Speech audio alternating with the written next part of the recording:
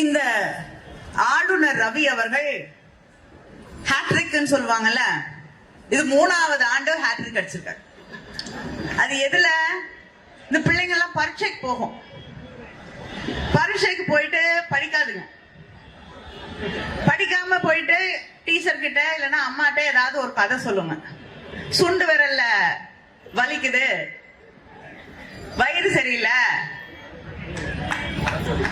பல்லு வலிக்குது, ஏதாவது கண்டுபிடிக்க முடியாத காரணம் சொல்லி வீட்டுக்கு ஓடியாந்துருவாங்க. அததான் நம்முடைய ஆளுநர் 3 வருஷமா செஞ்சு ஹேட்ரிக் அடிச்சிருக்காரு.